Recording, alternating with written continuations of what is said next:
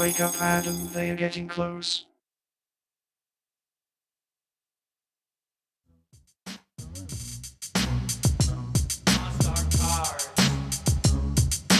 Common sense is now a la carte. Heard the sound of it falling apart. Use the best of what's left of my heart. Only to see we've come so far. We all tried oh so hard. Only to see we've lost our cards. The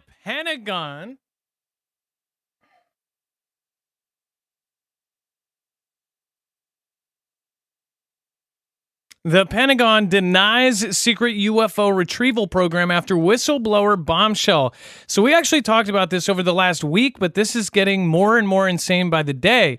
In fact, if you haven't seen Tucker's video, he even said that everybody is covering the conflict and everything that is going on in UKR. Meanwhile, there is this huge thing, which is whistleblowers are coming out and saying that we retrieved this crash wreckage from another planet. Now, a lot of people are questioning this, if it's some sort of psyop. Of course, even channels like Redacted had experts on kind of questioning whether this is legit, whether it is not. It is absolutely nuts to even think about this being true. It says the Pentagon undermined a whistleblower's claim about a secret government program that he said has been recovering crashed UFOs and reverse engineering their technology. It says that David Charles Garouche, a decorated Air Force veteran, told News Nation that they are retrieving non-human origin technical vehicles. Call it spacecraft, if you will, non-human exotic origin vehicles that have either landed or crashed. It says, well, naturally, when you recover something that's either landed or crashed, sometimes you encounter dead pilots. And believe it or not, as fantastical as that sounds, it's true, Garouche said. Susan Goh, a spokesperson for the Department of Defense, told Fox News Digital in an email on Tuesday that there is, quote, no verifiable information to substantiate the claims.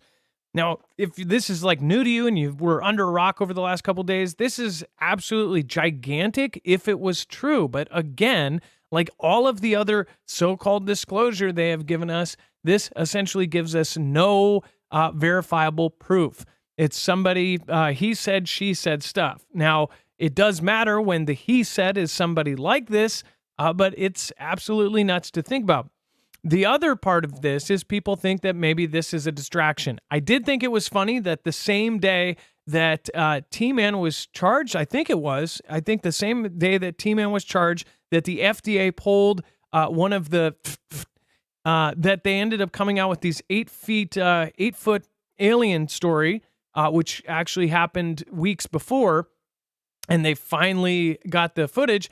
And of course, at the same time, they put out this story. It was a couple days ago. And I'm thinking, man, is this just a big distraction? What do you guys think? Or is this what we are being distracted from? The one thing that people have pointed out and my peers have pointed out is that it's not actually being covered. Now it is, but when it first came out, it was actually kind of brushed under the rug and not many people were talking about it. A lot of the mainstream media was actually covering UKR and Russia, but they weren't covering this. They might have done a blip on it, but they weren't really making a big deal out of it. If this was true, it would be the largest and biggest deal we could ever imagine. If they have actually recovered, of course, spaceships and even bodies of aliens from another planet. It's pretty nuts to think about. Let me know what you think. We'll be right back right after this with a full show, and tonight is a call-in. Welcome to Marfoogle News. Make sure to call in at 2244-00-MARF.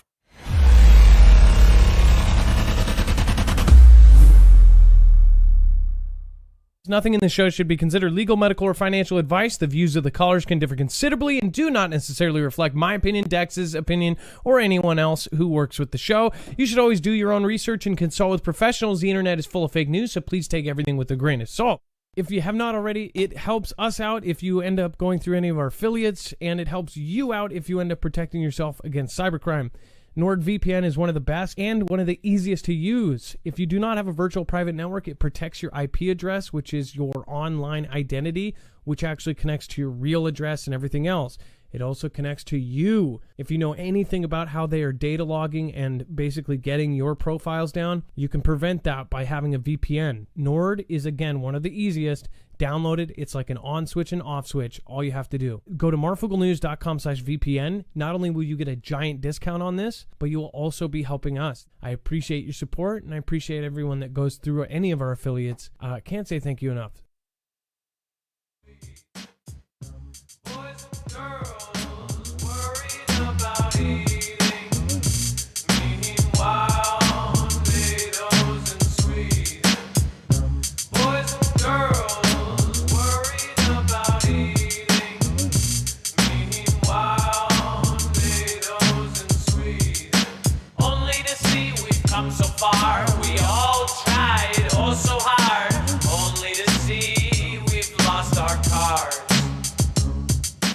Common sense is now a la carte. Heard the sound of it falling apart. Use the best of what's left of my heart. All right, what is going on, guys? It is Adam, aka Marf, and this is Marfoogle News. Today we have live calls, so stick around. This is going to be a good one.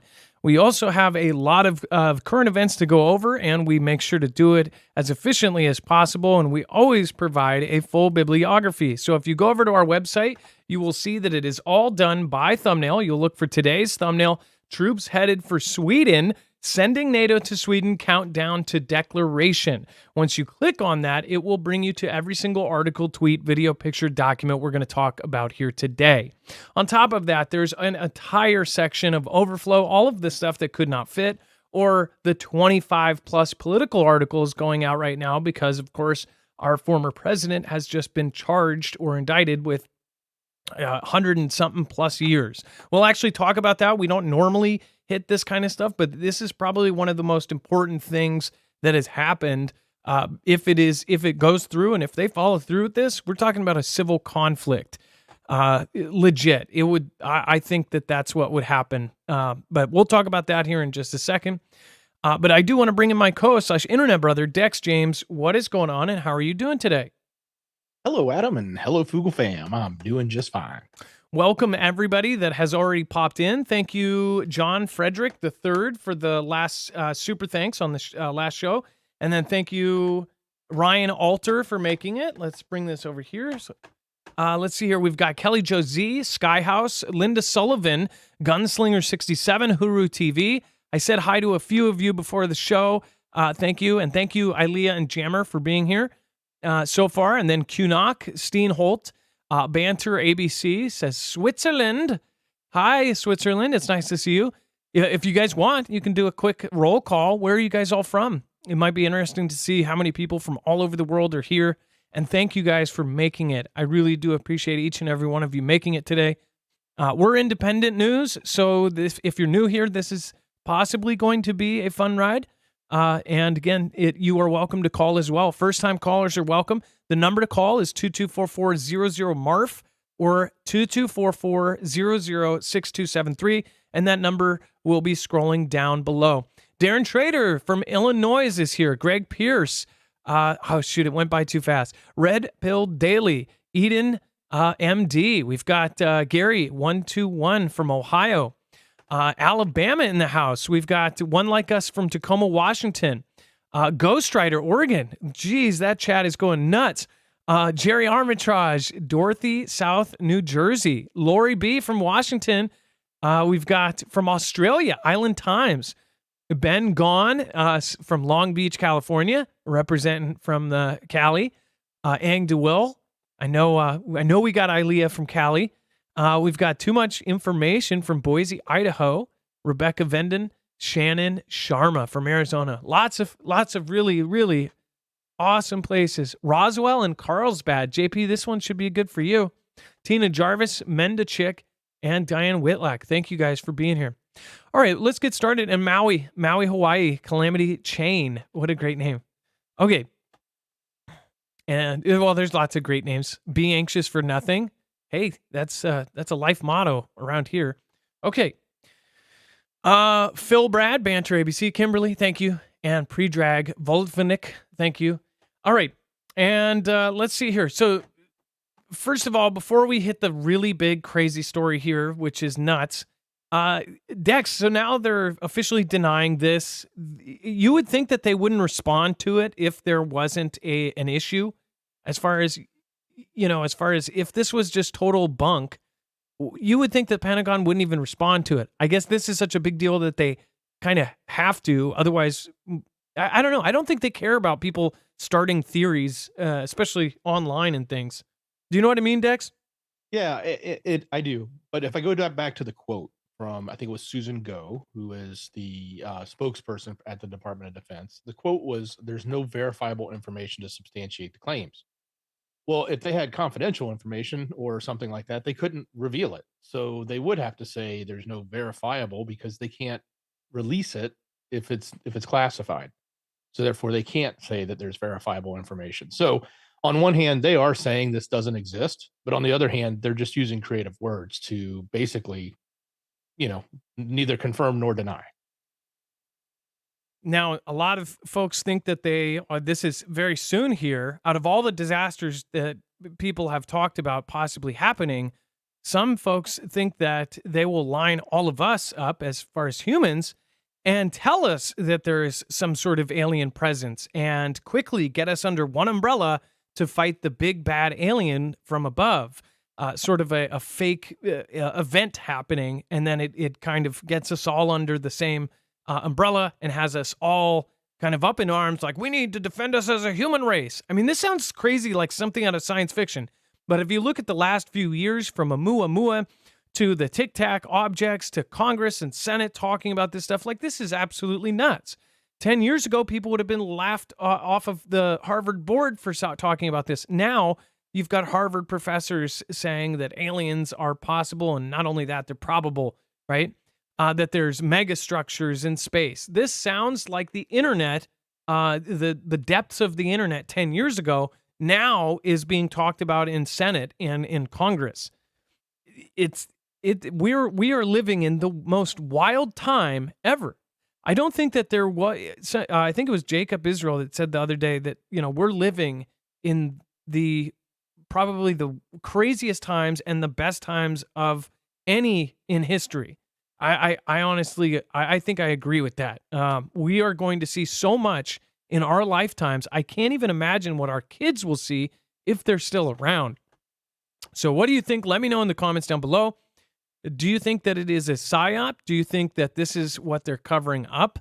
The timing of everything is what is sus. Every time that something big goes down, they can pop out. It's almost like they're at a table and they can say, throw some alien stuff out there. That'll get mainstream. Will have something very interesting to cover, and they can cover it 24/7 and argue about it, debate about it, and there's no proof to say either way. Dex, go ahead. I was just going to say, maybe shout out that video that caller we clipped, because I know it was late in last night's show, so maybe a lot of people didn't hear it. Yes. So if you have not gone to, if you watched yesterday's show, and a lot of you tune out before the second half, we got our last caller last night, which was Josh.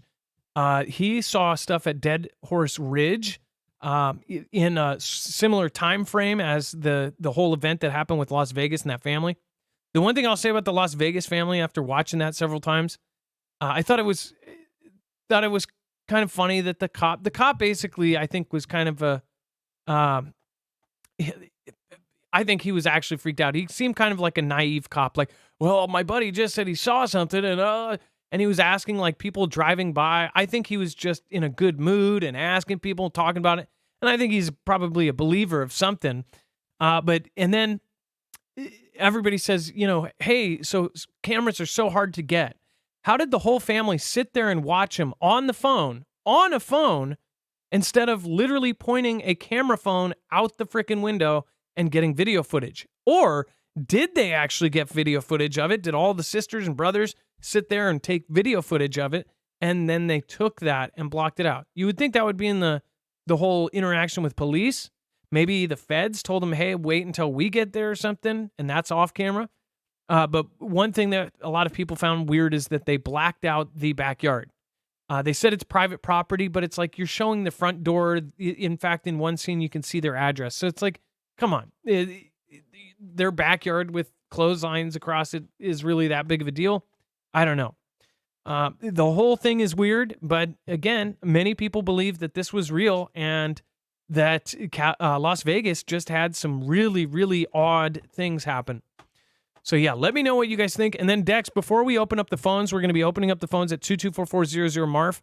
We got to talk about this first. This is a giant story, and it is our former president facing 100 years behind bars if convicted of historic federal charges, including espionage. Now, I already know that a lot of people are up in arms about this, or they're, chanting for him to go to jail. Even ex-supporters who a couple years banned off of social media, whatever narrative is going around, definitely sunk in because hardcore T-Man fans are now like, oh, DeSantis and T-Man can go away with his woe is me attitude. But I think that's what they wanted to accomplish. I mean, if people don't know that he's, and I'm not even, I don't go either way at this point. I don't think that anybody is trustworthy. I don't think any prez is actually doing the job of prez. I think that they sit there and then 50 other people make the decisions, kind of like how Yellowstone portrayed the governorship, right? There's a room of 14 people doing all the policies, and the governor or the president doesn't even do anything. They just sign and go, oh, so wait, what do I support again? And it's just such a huge job that there's 50 million people doing it for him, and I don't think they know what is going on half the time. And that could have been the problem with T-Man, is that, so many people were doing stuff for him, and he trusted people. He bought them at face value, and maybe that could be it. I don't know. But now he's being charged with 100 years. And a lot of people think that this is absolutely hypocritical, since there is the Bush family, the Obama family, the Clinton family. There's all sorts of families, including the EpiPen family and all of their clients. None of them have been charged, but yet he has been. People think that this is totally BS and it's hooey. If it's not, we're looking at, all of the people that are still hardcore. They're going to go nuts. I mean, we're talking about a civil conflict if T-Man actually goes to prison for 100 years. Will that happen? Very unlikely. Dex, I mean, this is unheard of. This is the craziest thing we've seen yet. As far as yeah, it certainly is. I think this is a good cycle for the media. They're going to spin there, and they are spinning like crazy. They will take every little word, every little statement, and they'll make a very compelling or scandalous headline. And we got some of that in our overflow. But this is, and the other one I noticed is they're quick to jump on this whole notion that people who support him right now are calling for bad actions. And I don't want to use the other word because I don't want it all come together. But, again, that's not something I think ought to be the narrative at all. I know a lot of people think that if something like this actually happens, it could get really bad. But they are certainly chomping at the bit to call anyone out or make any finger pointing they can about that type of rhetoric, which is kind of crazy as well, because it's almost like you can't talk about this stuff. And people, they're only allowing certain narratives to flow. Yes, and as far as him being attacked, even if you are not a supporter, even if you hate the guy, I mean, most people they see common sense. Like the guy since 2016 has had constant attacks, and if you're on that side, you may think, oh well, they're justified, right? Either way, there's been attacks on him since the day that he started. But maybe, is that part of the plan? Is that part of the grand scheme of things to make people think that he's, being attacked for some reason and then have everybody follow him like this? Some think that everything that has happened has been under some sort of grand plan that's 4D chess, and that it has been all planned out by the evil geniuses of the world that plan things out 30 years out. And one thing that you have to understand is the people at the very, very top, they have some of the smartest people in the world, and they're utilizing the smartest people in the world for the most evil things. And I mean that because they essentially will do deep studies and have essentially simulate what will happen before it happens. And they do these crazy things with the knowledge of every step that happens afterwards. So if they do an action, they know what the consequences is 5 steps down and 5 steps ahead. Some people would say that we're giving them too much credit because they're a bunch of idiots.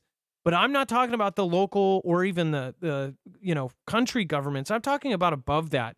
The corporations that have now bought out almost every country, the unit that basically doesn't care about local or regional governments. They want to talk about us as basically a commodity, humans as a commodity. This is a thing when you get up to the very top. They look at it as one big honey pot, just trying to get us to do things for them. And then some of them believe that there should be less of us around. So I just wonder, like, what is really, really going on here? If this really does go down, this could be what Bill Gates said would happen, that the whole day where we pick stuff would be hung, that there would be a civil conflict, and that we would have a massive, massive disaster. What do you guys think? Let me know in the comments below. We are a commodity, says Lady L. Kevin Toohey sees the means of production and distribution for what the owners pay taxes on it. Hell no, they cheated in plain as day. Tap, tap. Rebecca Sneevely says the plans to make our world leaders look really bad so the aliens can come in and save the day. Yep, we could have that happen. And then Jacob Ortwine, artificial intelligence. I just saw a really creepy French movie called, I don't know what it was called. It was the year 2045, and humans have essentially turned over all choices to AI, and they were called the Yonks. And they looked like RoboCops, if anybody knows the name of this movie. It was a really creepy, weird, futuristic movie that is on Netflix, I think. And it was the weirdest film. And it had talking robots that were in the house, and it had a smart home. One thing that movie actually did, in the first scene, they eat crickets and boiled eggs because there's really nothing else. Idiocracy, no, this is brand new, like 2022. It's got weird, bright colors, all of the houses. I'll have to figure it out. It's a French movie that's dubbed over, which is basically all that Netflix has anymore. Literally movies from crazy other countries. I watched that movie. It was weird AF. Yeah, it was Big Bug. Yes, and the name doesn't make any sense. Christian Prepper, Big Bug, that is the name, and no wonder I didn't remember it. It doesn't make any sense. It makes let's see here. Oh, French, say no more, says Viv B. Well, the longtime beef with France is probably going to get worse now that Macron is distancing from us. Would you eat crickets if you still had boiled eggs? Escape from Babylon? Yeah, no, I wouldn't. But that might be... Big Bug was boring. Yeah, it was. It was bad. But there are a couple parts in that movie that actually showed kind of a believable future. All right, give us a call, guys. But the artificial intelligence, the point was the artificial intelligence in that movie basically takes over and starts enslaving people. That was the creepiest part of the movie. The guy who played the RoboCop kind of artificial intelligence was such a creepy looking dude. They did like a game show on TV with humans in cages and things. It was twisted. Almost makes me think that that's what they're saying is going to happen. And then Texas to install inflatable barrier. We'll talk about that in just a second. Make sure to get your phone call in right now. Dex is going to be screening calls at 2244-006273. That number is right down below. If you've never called before, I highly recommend it. First-time callers are welcome. If you saw something in Las Vegas over the last month, let us know. If you have video of something crazy, let us know. You can also probably get it on to the show today. You can actually submit it at marfooglenews.com/playmyvideo. All right, and then let's see here. Thank you, Bible Talk 777 says, what you said is exactly one of the scenarios I've wondered. Big Hollywood production. This is why I like this channel. Yeah, like it's all planned out. And then Texas to install inflatable barrier along the Rio Grande to thwart border crossings. Texas will install a floating barrier along the Rio Grande to deter migrants from crossing the river into the U.S. illegally. Governor Greg Abbott announced on Thursday. The first 1,000 feet section of this will be set up by July 7th near Eagle Pass, a city officials say is a key entryway for illegal border crossings, the third-term Republican said. It says the contraption, made up of interconnected 4-foot-wide sphere buoys that spin when grabbed, can be moved and extended to cover hot spots where asylum seekers are sneaking into the U.S., according to Abbott. So I'll find a picture of these things. Let me see if there's one on the original, because I just wonder if there's buoys, couldn't they just swim underneath? How do they work? Let's see here. I think they should have some sort of picture here. Let me go over to this in case it starts. And of course, all these websites start automatic video ads all over the page. It's crazy. And they don't have any actual content. Okay, actually, so they do have a picture here. So these are the buoys. I would think if they have any skill swimming, they could just swim right underneath. I guess this would stop like inflatable boats, but not really, because they could all get out of the boat, throw the boat over, and then swim underneath. I don't believe there might be a net underneath, but still, I bet you nothing that's like metal or something like that they can't just cut through. And they say it rolls. I mean, this looks like that show where they have obstacle courses, Flip Out or something. Gosh, that could be a reality TV show. Just set up shop right here by the border. But yeah, so, and then, of course, they say the Marine partition is just one part of Abbott's latest efforts to prevent more migrants from coming into the country through the Lone Star State. The governor signed a package for 6 new border security bills Thursday to protect Texans from the record level of illegal immigration, weapons, and deadly drugs pouring into Texas from Mexico, caused by President B's refusal to secure the border. And, of course, everybody's got their opinion on that, which is true in my opinion. Let me know what you think in the comments down below, or give us a call.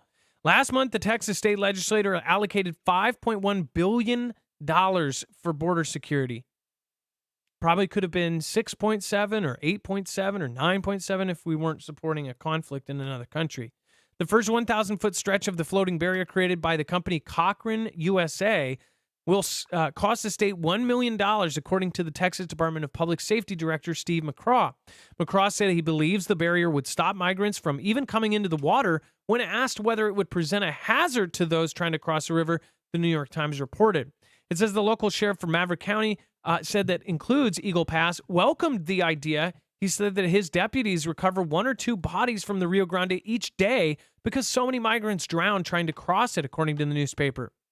It says anything that keeps us from finding a dead body on the side of the river, I'm for, he said. I don't think it's going to do much, not as much as probably a giant wall would have done, but again, we'll see how it ends up turning out. And then You Are Soul, thank you from Australia, says, are you Pinky or the Brain? I don't know, actually.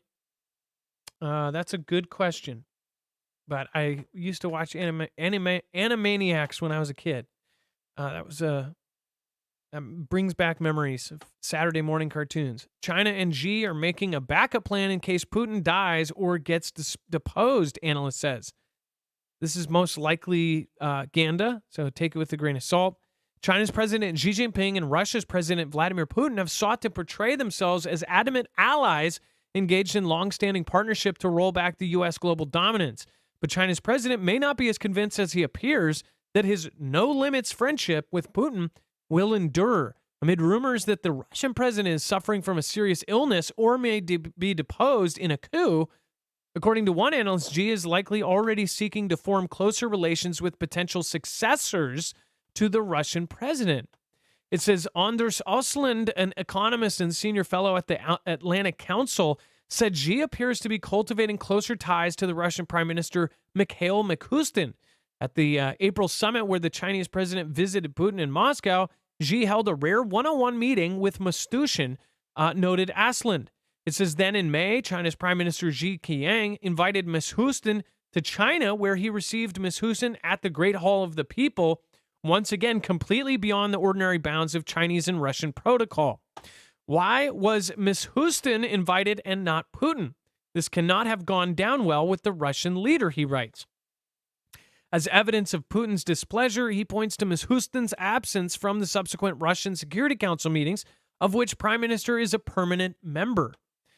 This old-style Kremlinology is perhaps the best evidence that we may have China looking beyond Putin and seeking to cultivate alternate relationships in Russia. So, I think that if Putin wanted to do secret dealings with Xi, he would probably have somebody else do it. And he would probably have somebody else do it that nobody would suspect. That's kind of what I think here. I don't think that if some Ausland economist can see this, then of course Putin would be able to see it too. And that means that Xi would know that he would see it. I don't think so. I think they are no limits partners, and they're working very closely together. This could be part of the 4D chess that I was just talking about. They put this stuff out so they make you think this. Or this could be a Western narrative where they are saying this for whatever reason to make us think that it's not as bad as we think. Or that possibly Xi is doing this to make Putin look bad under the general narrative that they've been pushing for over a year, which is that Putin is completely desperate, that he is mad, he's psychopathic, he's sick, he's about to pass, he's about to be deposed and in this coup. Meanwhile, when you look over there, it looks like many of the Russians actually support this and think that he's being too weak on this conflict and that he should go in there smashing cities and take everything back.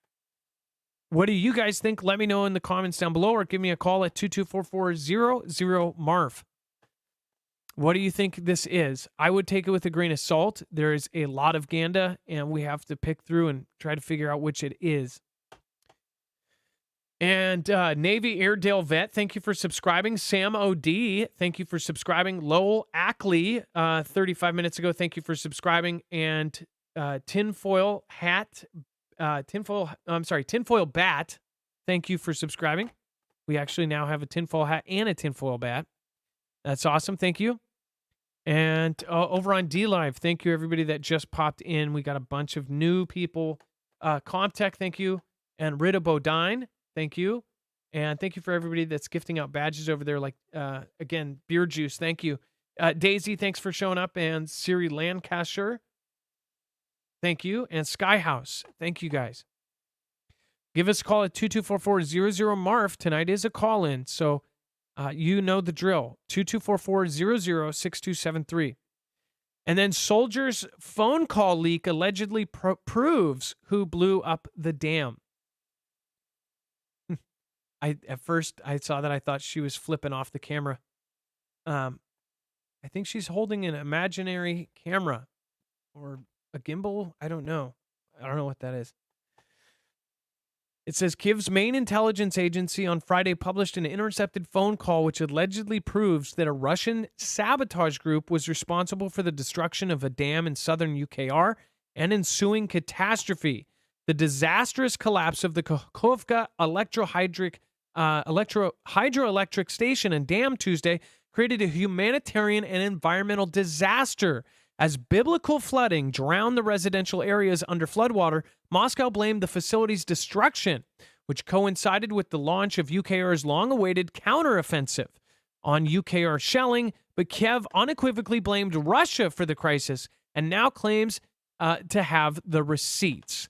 It says the security service of UKR, the SBU, posted an audio clip on its Telegram channel Friday of the purportedly incriminating phone call. The agency said one of the two men heard in the 1.5 minutes of audio is a Russian soldier describing who was responsible for the dam's failure.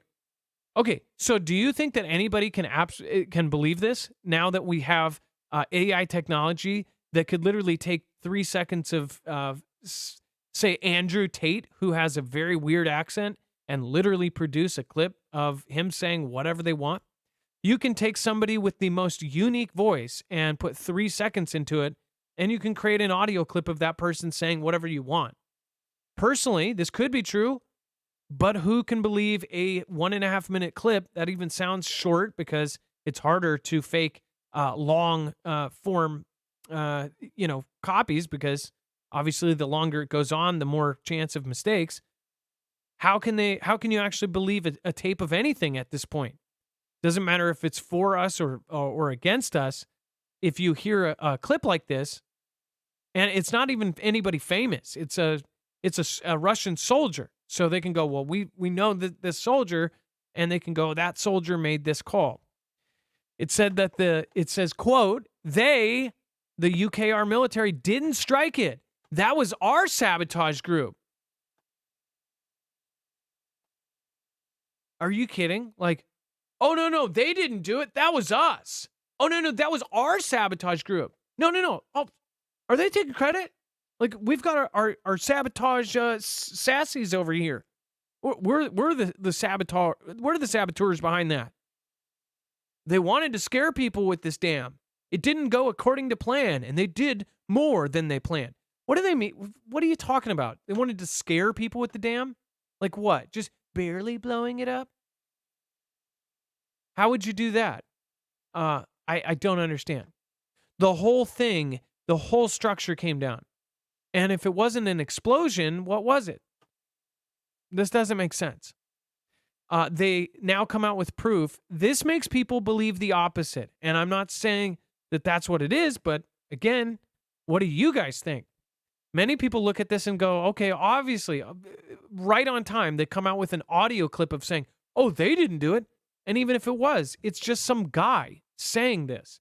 It might be a Russian soldier, and it might be the voice of an actual Russian soldier. But who's not to say that they didn't pay him $100,000 and say, hey, witness protection program, say this and say it on tape, and then we're good. Or they give him immunity or something, a prisoner of war that they caught. Don't know. He then goes on to tell his interlocutor about how the ensuing flood forcefully perished thousands of animals at a safari park downstream from the dam. Mind you, when people, regular people, this covers all voting groups here, when regular people hear that thousands of animals perished because of this and they are responsible, then that gets people red in the eyes. Every animal activist and any person who's generally a good person loves animals and doesn't want to see thousands of animals perished. Just saying, look through the veil and look at the possible narrative.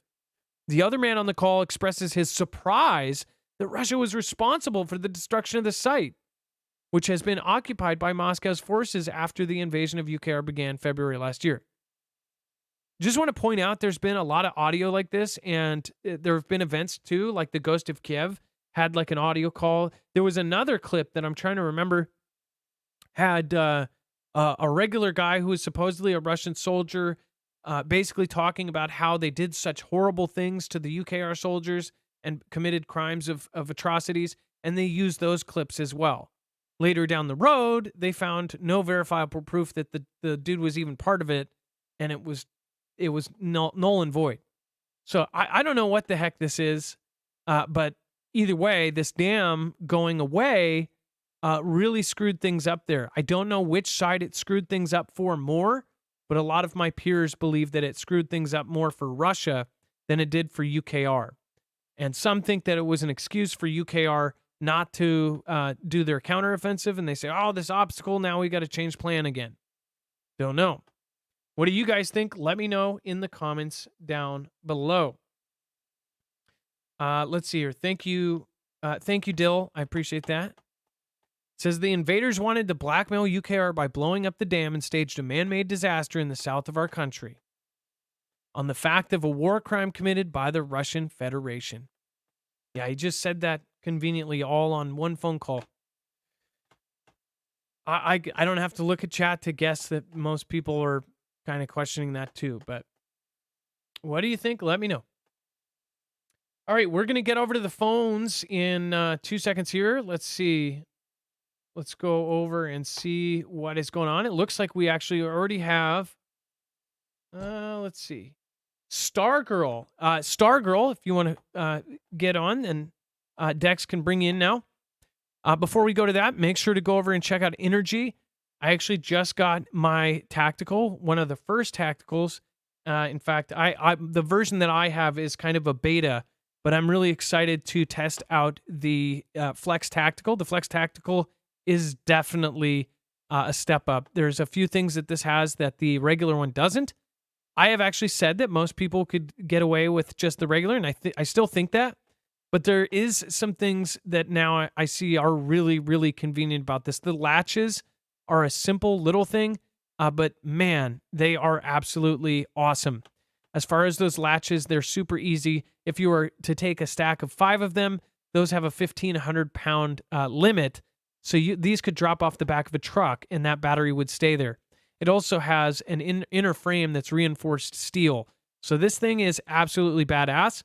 Not everybody's going to want to go for the tactical, but I highly recommend it. It even has a grounding port here that you can actually ground straight into the ground with a special copper piece that goes into the ground and grounds it. It also has a built-in heater in every battery. I actually think that this is really, really cool. I asked and I couldn't find out yet if this is powder coated, but even the paint feels different. So I'll show you guys that tomorrow. It's upstairs currently. I might be able to actually grab it by the end of the show. This is really cool though. I am a gadget person, and this is an incredible system. All of the Flex systems they're modular, so you can edit them. You can change their performance. It is one of the most modular systems out there. It works like Lego, so you can actually expand this up to 96 batteries. You can make it a whole home unit, or you can take 1 or 2 batteries with you portable, hooked up, and you can just literally take it like a briefcase, throw it in your truck, and have on-demand power. It also now has a UPS mod, so you can actually put in kind of looks like a smaller battery, but it sandwiches in and it turns it into an uninterrupted power supply, which means things that are plugged into it and then whatever is plugged into it, then plugged into the wall. When the power goes out, it will immediately switch over to the generator, say a fridge or so on. So it's a really, really awesome set. It is also stealth. It does not take $5 a gallon gas. And once you have yourself some solar panels, or you get a package with solar panels, then you have unlimited power. Go get a discount. In fact, right now they have a really big sale going on the X2s. Those are an extra sale on top of our discounts. There is a special sale on the X2s. That is now with the new lithium ion phosphate technology. The battery is all built in on that one, but this one you can actually dual link to get up to 2,400 watts of output. This is a really awesome system as well, and while it is on sale, make sure to go over and check it out. marfooglenews.com/energy, and again, that's actually a UPS seamless backup power supply right off the bat. So make sure to go check that out as well. marfooglenews.com/energy, and make sure to use the code Marfoogle. That's one of the few affiliates that you have to use that code, so don't miss it, because otherwise you won't get the savings on top of whatever they may be doing as well. All right. Let's go to the phones. We have Stargirl, first-time caller out of Wyoming. Stargirl, hey, how are you doing? I'm doing good. Can you hear me? Yes, I can. What's going on, Stargirl? Oh, okay. Oh my gosh, I am talking to you. I can't believe it. I just can't. But anyway, you know what? You were just talking about UKR and, you know, how the flood happened from the sabotage of that dam and all those animals that perished and the people in their houses. Like that old lady looked like she was banging on that window, like, help us, because it's possible to drown in your house, believe it or not. But anyway, my point is that, you know, with this, it's also a detriment to a place that's a little up north that could go through some unscheduled disassembly, you know, that provides, you know, power to many. So without that water, there's a real possibility of gravity taking over, and well, you know, it'd be the 4th of July. with lasting effects. Are you picking up what I'm putting down there, Mark? Yes, it would not be good. That's for sure. No, it wouldn't be good. It wouldn't be good. Okay, on to the next thing really quick because I know I only have 5 minutes. My father was in the Air Force for 28 years. I served for 4 in the Army with Patriot missile. Thank you for your service. Let me tell you something. You're welcome. There was already a Space Force before this other Space Force. Because my father was a part of that. He has a special medal for that, and he was a bad. He was bad. He was a really good soldier. I myself was with Patriot missile near Kuwait. And you think New York's bad? Try being by those oil wells for about 3 months and breathing that crap in. I mean, but anyway, yeah, it's crazy. I mean, I look at my prior service and I look at what it was like for me serving with Patriot missile, being in those. We were near the front line. I mean, these systems are not put way back in the back where the PX and the stores are, man. It's in the middle of nowhere. It's a lot of work, and anyone on the crew works their ass off. It is not easy to get these machines calibrated correctly. So that takes skill. It takes months and months of training for this. So that brings me to my next question. How can the Ukers be using it when they don't have the training enough time? You cannot train someone on this. So I'm just kind of wondering if they have some people there maybe that are kind of helping out. You know what I mean? I was just going to ask you. So they said, and we covered it when they started the supposed training in Germany for the Patriot missiles. But what you're saying is it's such a complicated thing that they can't just train somebody in a month and have them go out and run this thing. Is this a lot of math and science that is involved, or what? Yes, there is. And you know what? I sucked at that part, So, I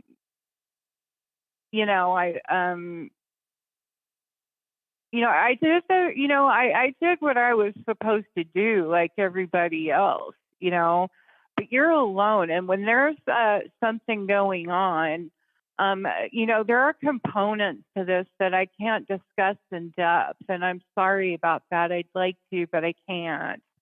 But what I can tell you is that these aren't simple pieces of machinery.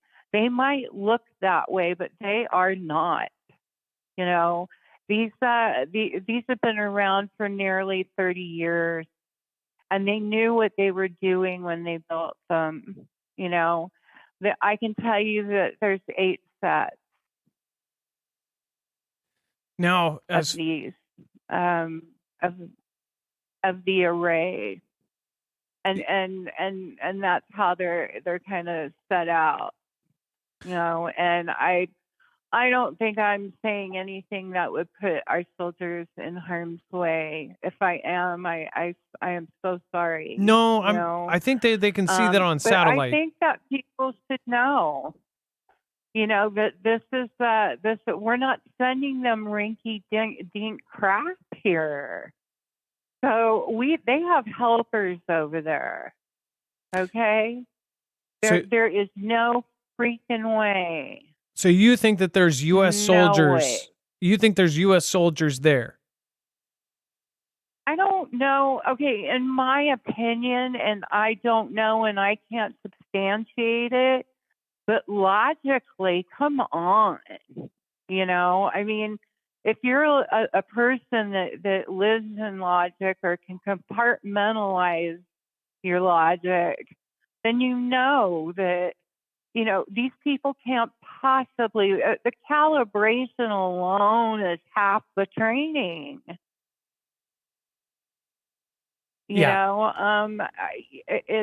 It's just not, it's not possible to hand over this equipment to a country that hasn't used it and say, okay, here you go. Now, can I ask you you went through the training. Now you're supposed to train your other people. No.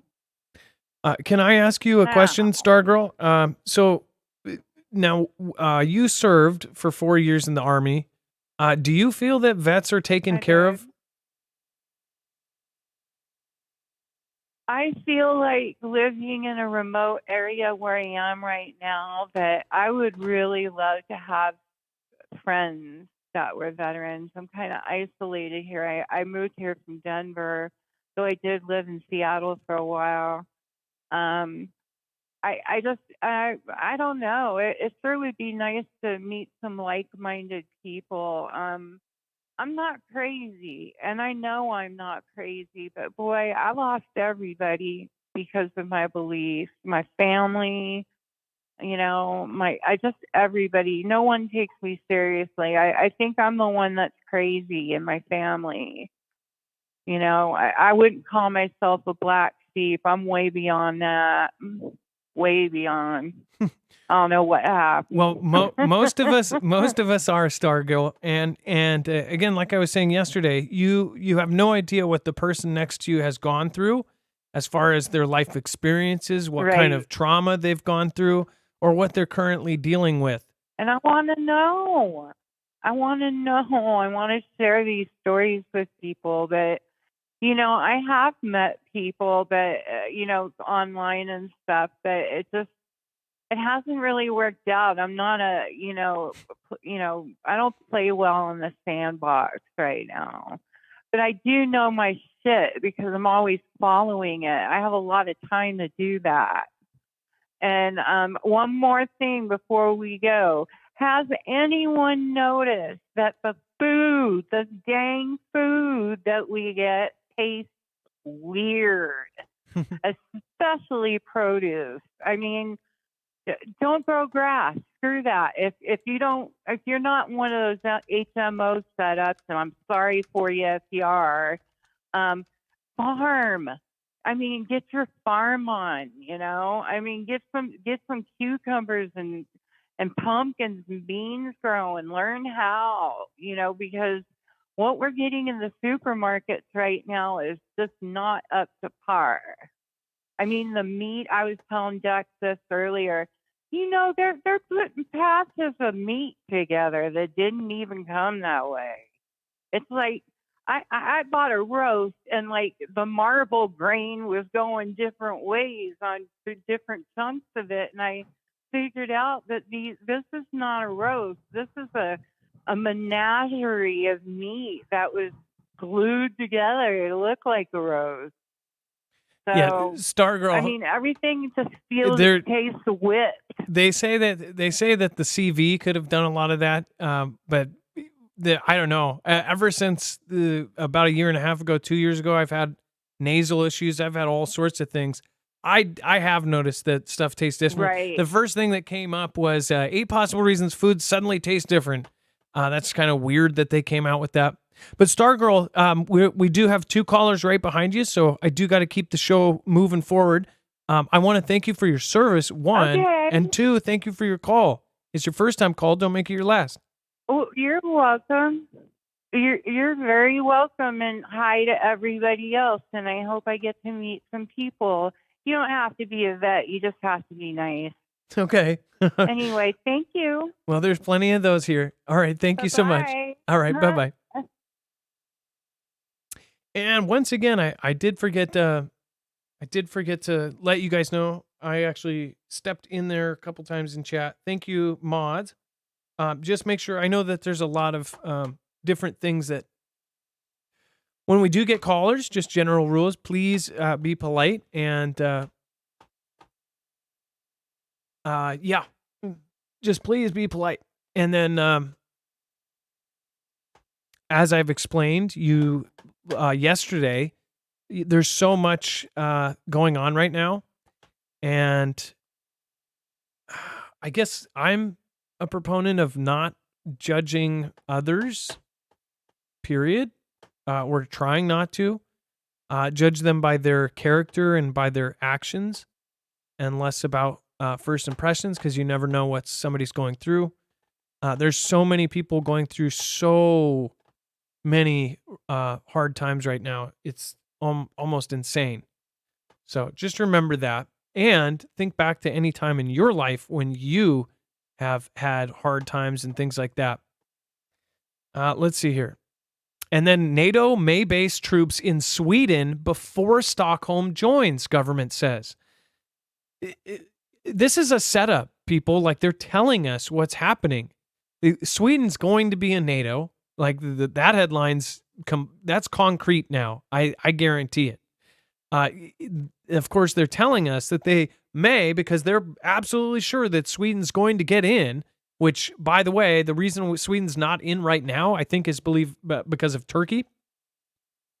Objections from Turkey and Hungary have delayed the bid for Sweden, but now they hopes to join the NATO summit in Lithuania next month.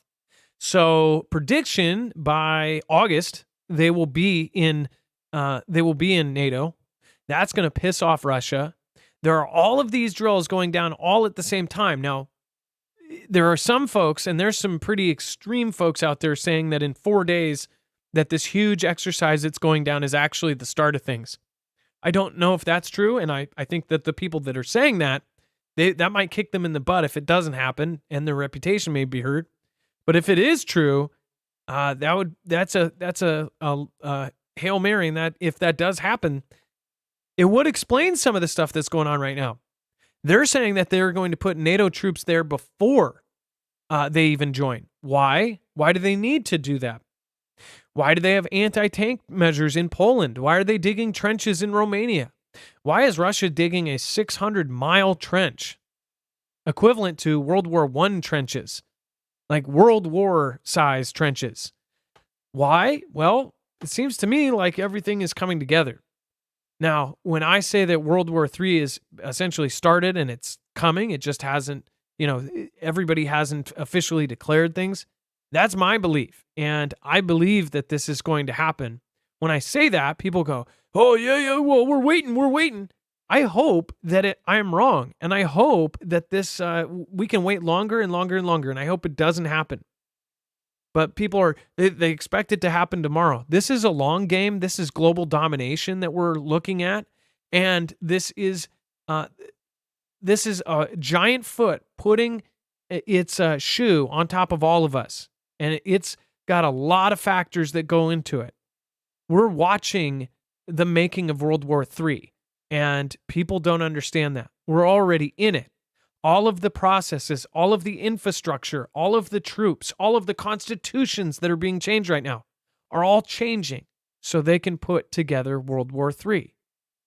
People can argue about why they're doing it, but I think at this point it's pretty hard to deny that it's looking like World War III is here, and very, very soon.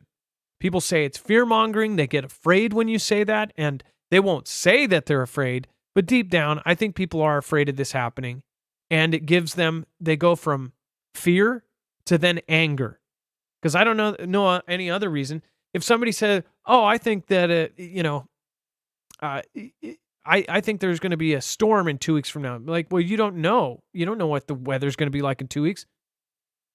Would you get angry at that person, or would you go, oh, well, okay, so you believe there's going to be a storm in 2 weeks? That should be the appropriate response. But instead, you don't know the weather. You don't know what the weather's going to be like. You don't know what the rain is going to be like. You're an idiot. You're a stupid person. You're trying to scare me. I'm not scared of no lightning. I got lightning people in my backyard. I've been eating lightning for breakfast since 4 years old. Don't be messing with my lightning fear. I guess that's kind of specific and kind of a weird example, but you guys know what I mean. And no, we're not crazy. Guess what? The crazy ones are going to have food. The crazy ones are going to have water. Personally, I think the stupid people are not going to have anything, and they're going to be knocking on our door. They're going to knock on all the crazy people's door. Guess what happens when the first 24 or 48 hours that the lights go out? They're going to speed dial all the crazy people they know. I know I'm on like 15,000 speed dials. Hey, do you got any extra rice? Trinity, red or blue pill, thank you again for yesterday. I appreciate you. Mark Marat and Nana of Montana. You always do a super chat and you never write anything. Write something just awesome. Write a poem. If you write poems there, I will save them and I will print them out and I'll frame them. Nana of Montana, thank you for your support. Sweat in a Ministry, thank you for becoming a member and doing a super chat. Thank you. Keep up the good work, Adam, Dex, Mods, and fam. God bless. Jesus is coming soon. Remember, fallen angels and demons are real, but don't fear. Jesus has overcome hell, death, and the grave. Jelly Donut, thank you for subscribing. And A Shell, thank you for the super chat. Thank you for supporting Independent. I appreciate it. The government has decided that the Swedish armed forces may undertake preparations with NATO and NATO countries to enable future joint operations. Not only that, they changed the NATO structure so they can move things in and they will actually, it used to be where, say something happens to Finland. Finland is an example. Well, Finland would be in charge of responding to it until NATO comes to help. Guess what they changed? They said, no, actually, we're going to structure it. So we're going to send 300,000 troops or 30,000, whatever it is. We'll send the troops there before. So you will have a NATO presence in all of these European countries before anything happens. Do you see how that seems a little bit sus? So instead of Finland sitting there and fighting them off and going, hey, guys, we need NATO help. Instead, they're going to go, oh, let's have permanently NATO troops, settled here. That's what's going to happen, and that's what they changed. They changed that as part of the NATO structure. So they're basically saying the government has decided that the Swedish armed forces may undertake preparations with NATO and NATO countries and basically have NATO in their country. It says the preparations may consist of temporary basing of foreign equipment and personnel on Swedish territory. Just to read that one more time. The preparations may consist of temporary basing of foreign equipment and personnel on Swedish territory. The decision sends a clear signal to Russia and strengthens Sweden's defense. So think about all of the things we have talked about this week, about all of the actions that are happening, the huge drills, the largest NATO exercise in history. Air defense exercise. 250 aircraft are going to be involved, tens of thousands of troops. And now they're going to be putting gear in Sweden, and they're saying it's just a temporary thing for drills, and they're going to drill with NATO before they get in. Some believe that this is actually closer than you think, like really close. Why would they do this? Put temporary. It kind of reminds me of how Russia put all of their gear at the front line of the border, and then a year they go, oh, psych, it was just a drill. But then after 160,000 troops left their exercise, they left all of the gear there. This may be an excuse to move gear for World War III into Sweden, and nobody makes a big deal because, they're going to be joining NATO, so they're going to be practicing. We're just moving some gear in there for practice. Practice makes perfect. I don't see it that way. That's just my opinion. What's yours? Let me know in the comments down below. And then White House says Iran is helping Russia build a drone factory east of Moscow for the conflict in UKR. So this is coming from the White House. We don't know if it's Genda or not. It could be 4D chess. Iran proving Russia has Russia with materials to build a drone manufacturing plant east of Moscow as the Kremlin looks to lock in a steady supply of weaponry for its ongoing invasion of UKR, according to a U.S. intelligence finding released by the White House on Friday. National Security Council spokesman John Kirby said that the U.S. intelligence officials believe that a plant in Russia's Alabuga Special Economic Zone could be operational early next year. The White House also released satellite imagery taken in April of the industrial location. So they don't actually have a factory. They just have a picture of an industrial area. Like, that's the spot we're talking about. Several hundred miles east of Moscow, where it believes the plant will probably be built. So some sort of spy thing happened and they got the info. That could be. We have lots of spies. But why would they say it? Why would they say it out loud? Is it going to stop them? Probably not. Maybe it will make them move it, which wouldn't be good, because why would they say this before they build it? That doesn't make sense either. Then they know that might even expose who the source is. If they found out from a source or a spy or something like that.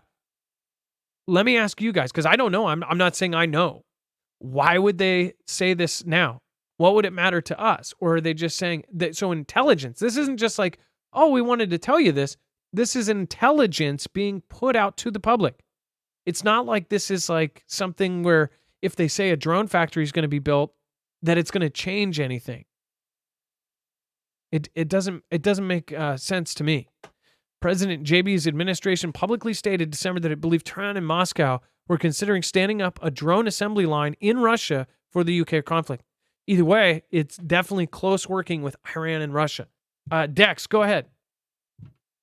Well, my first thought on this one is that obviously Iran's not supposed to be providing this. They admitted that they gave them drones before, but they've said that they haven't since. But we've certainly seen plenty of actions that look like they're doing it, and they actually suspect that they're sending them across the Caspian Sea because both Russia and I believe Iran may touch that Caspian Sea. I'm sure they have a port. Yeah, Tehran is right below it, so they have a port there.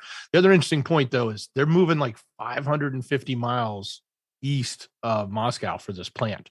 So just think about this. All of the recent incursions that have made it have only made it as far as Moscow.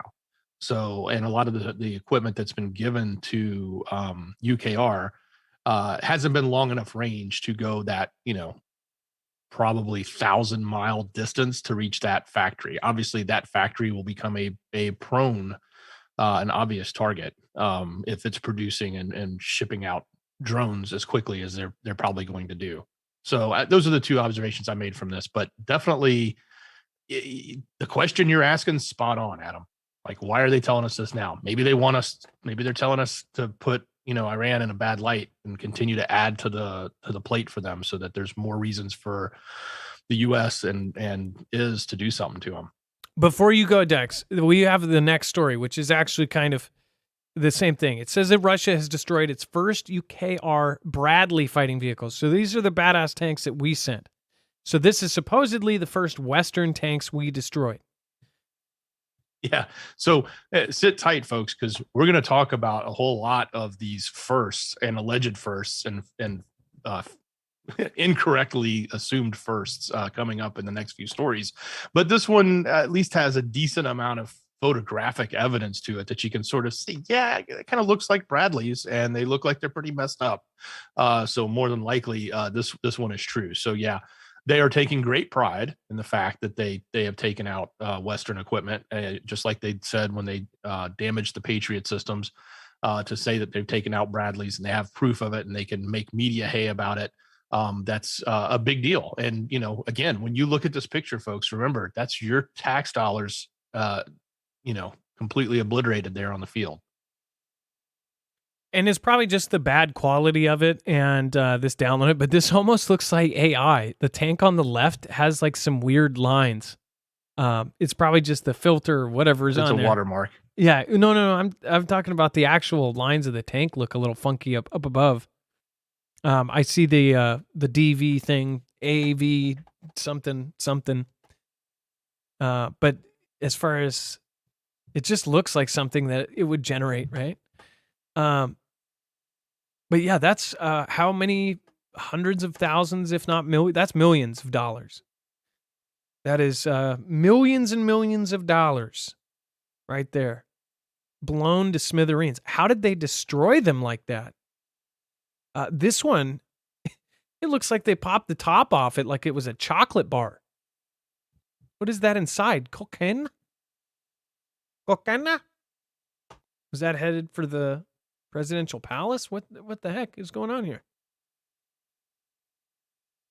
One of the analysts that's quoted in the article said that, in his opinion, it looked like they were destroyed by mines.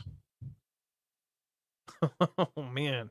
No, there's human lives lost here. So it's not funny, but just imagine 20 of these things driving through and boom, boom, boom. That's just incredible. You would think after the first one they would put it in reverse, but maybe like send out somebody doing mine checks.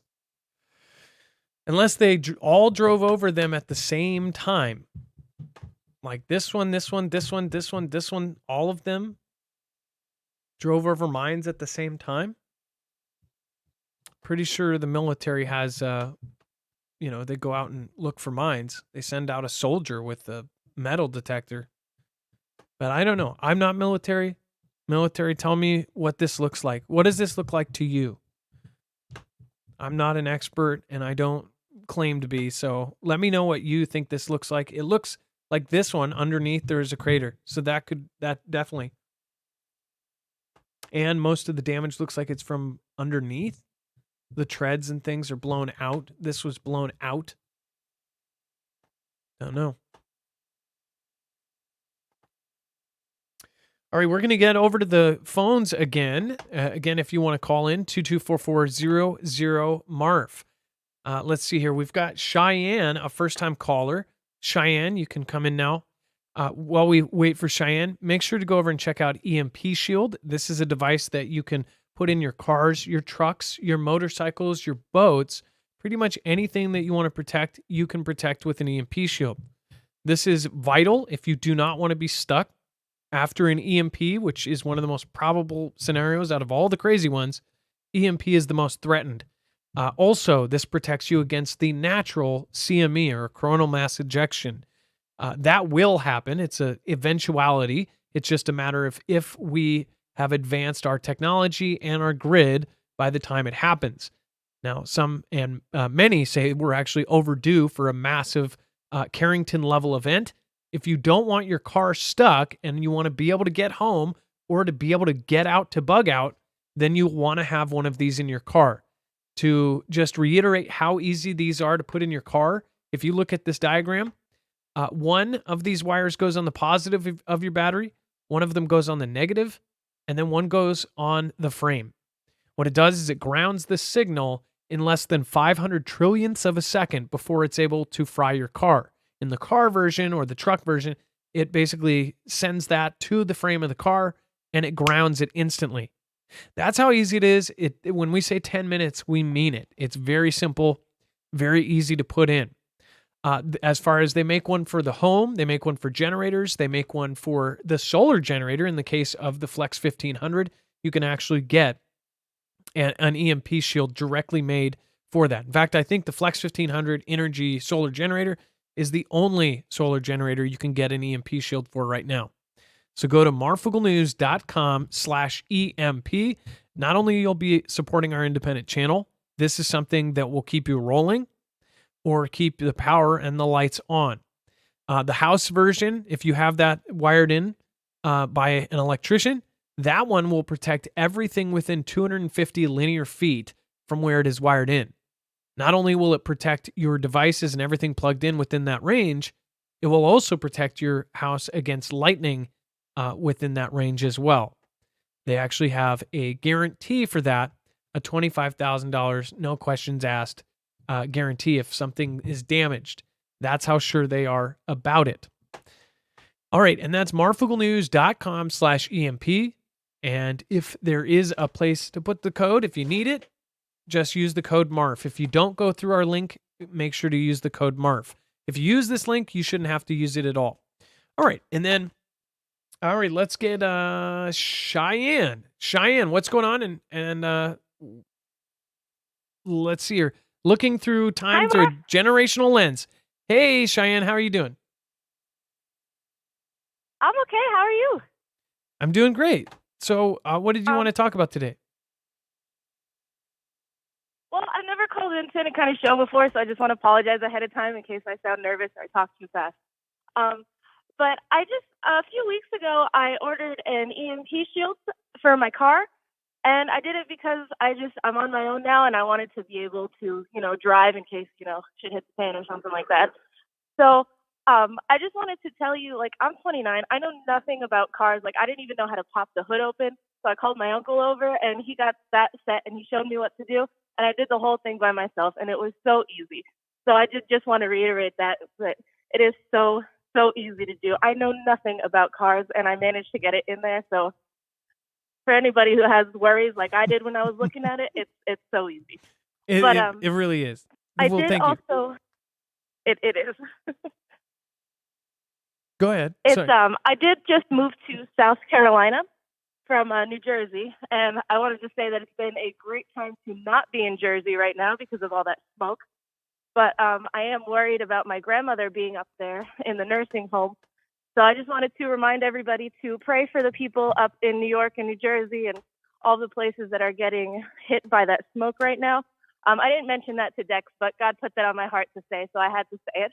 But the other thing that I did mention is that a few weeks ago, you were talking about how you kind of grew up with a different generation, and I really felt what you were saying that night because I did the same. I mean, my mom, when she had me, she was 36, so there was a pretty big generational difference there, and I grew up watching all the same TV shows that you did and all that sort of thing. And when I see what's going on in the world right now, and I feel like it's almost better having grown up that way because you kind of can see what it was like versus how it is now. And it's a lot. It really is a lot. And it's hard because I'm on my own now and there is no one to discuss that with or kind of ask, what's going on or what was it like in your generation. So it made me feel a little bit better that hearing you were kind of in that same situation, but I assume you still have those people to go and ask. But yeah, I just wanted to let you know that you're not alone with living like that. I've kind of so been did there you too, have, well, when did you get your first cell phone? Do you remember? When I was 10. Isn't it crazy it was one of those Nokia brick phones. But by the way, when I was younger, you didn't just assume people had a cell phone. And I know most of my viewers, which are older than us, that wasn't a thing. You wouldn't assume.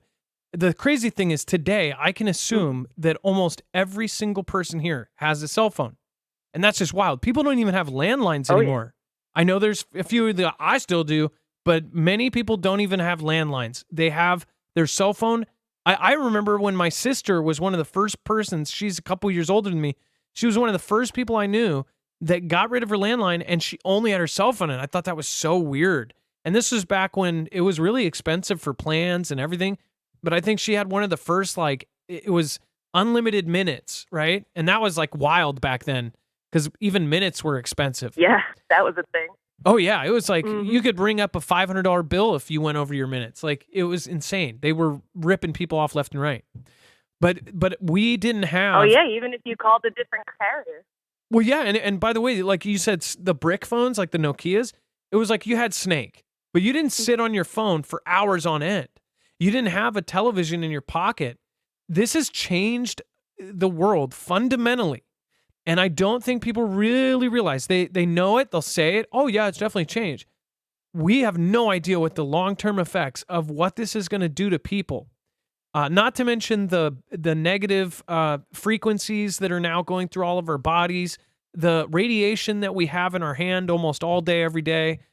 This may explain why there's all of a sudden all these weird cases of everything now. It may. Again, if somebody did come out with a study that did that, I bet it would be covered up. I bet the big companies and the big corporations would cover that up. Don't you find it's weird that even just a couple years younger than you, that it's like this is a whole new world. These kids are totally different. Oh yeah, I cannot connect with the younger generation at all. They all it's crazy that they're drones. you mentioned the effects it has on I mean, even me, I can barely remember what I did before I had a cell phone. Like I barely can remember that. So I completely understand. It definitely has some kind of effect. They want us to be drones. The young kids, they go with what they think is all right. Peer pressure, if somebody could do a study on how the peer pressure is a part of this, it's an unspoken one. It's because it's so grand and so broad. Everything they see on TV, everything they see everywhere, everything they're hearing at school is training them to think a certain way. And you can't really convince them otherwise, because the media narratives and the store narratives and all of these corporation narratives have essentially looked at every argument against that, and they've preemptively put out a reason why somebody would say that. Do you know what I mean? Like, they have come up with a reason. If somebody goes, oh, all Republicans are racist, that's just a fact now as far as young kids are concerned. If somebody comes with an actual argument against that, they have preemptively put out social media posts that have drilled it into their brain that basically debunk the actual answer for that, which is, that's not a fact. That's just something that's drilled into people's brains. Do you know what I mean? Like, it's drilled into children's heads about both sides. These narratives that are out here now, they are drilled in through social media, and it's all been done on purpose, and they don't even realize it. Definitely. Well, they don't realize it's just a big old mind control thing. Well, just so you know, even at 29, definitely is. You're under 30 still, and it's really, really awesome to hear anybody younger than 30, trying to follow this stuff and paying attention, because most aren't. And if they are, they're following kind of their bubble source of it. Yeah, it's hard to find people that I can talk to about this sort of thing. I bet. I just get laughed at most of the time, told I'm crazy. Yeah. But hey, I'm the one that'll have food and water when everybody doesn't. So. Well, you're one of few. There is one other thing I wanted to mention. Just before I came on, you guys were talking about back years ago when Russia started moving their equipment and left it there. And I did want to just mention that at that same time, America was doing drills to learn how to fight in that type of environment like Siberia is. So just wanted to throw that out there. Like, there's a lot more going on than we even remember, Yep. And guess what we're drilling for now? We're drilling for urban warfare without GPS. Just yesterday, we covered that Russia's jamming GPS in, I want to say Finland or one of the places, that there's all sorts of Russian jamming going on, GPS jamming, and satellites are now being targeted. So there's weird stuff. In 1 week, we had like 14 satellites fall out of the sky, and people aren't questioning, like, what the heck is going on here? I think that we need to because it's prepare. all getting us prepared for Project Bluebeam, which is what I think. All this stuff in the sky, getting us used to it, getting us used to being things in space. That way, when the aliens supposedly come and, the Lord sends us all a great delusion, we'll be prepared for it, People will just automatically go ahead and believe it because they've been drilled into their brains that the aliens are coming. So yep. So that's what I think is going on with all the things in the sky. Subliminal messaging. So subconscious, they're putting in the back of your head. That's again what I've said for years. A lot of people said that, oh, you read mainstream articles. That's where all of this stuff is hidden. Everything is hidden in plain sight. If you start seeing the pattern, you start seeing the matrix. The matrix is there. You see the green letters. And I think that that's a lot of the message behind that, the symbolism between the green lettering coming down, and somebody that's out of the matrix can read that, right? It's what we're doing. It was symbolism. We're looking at the mainstream media and seeing through it and saying, hey, this is what they're doing. Because if you really break it down, these are humans up above us doing these things, and they think they're slick, but most of us can see right through it. And then they've set it up so where if you do say those things, you look crazy. Guess what, folks? We're not crazy. Yep. Nobody is. We're smart, and we have common sense. Thank you for calling in, Cheyenne. Yeah. Of course. I definitely will call again sometime. Well, Cheyenne, it was so nice to talk to you, and it was nice to meet you. And please don't be a stranger, okay? You as well. Thank you. All right, and tell some All right. tell some younger people about us. All right, thank you. Bye bye. That was Cheyenne out of Wyoming. Again, good to hear. Our average viewer is 40 and up, so it's really good to have younger people here. I know there's a few of you that are in your early 20s. It's like 0.001% that are 18 to 25. It's such a little thing that, we can see the stats. Those people are on Instagram, probably typing in emojis to find weird stuff. Who knows? So, let's see here. And Russia blows up a farm. That's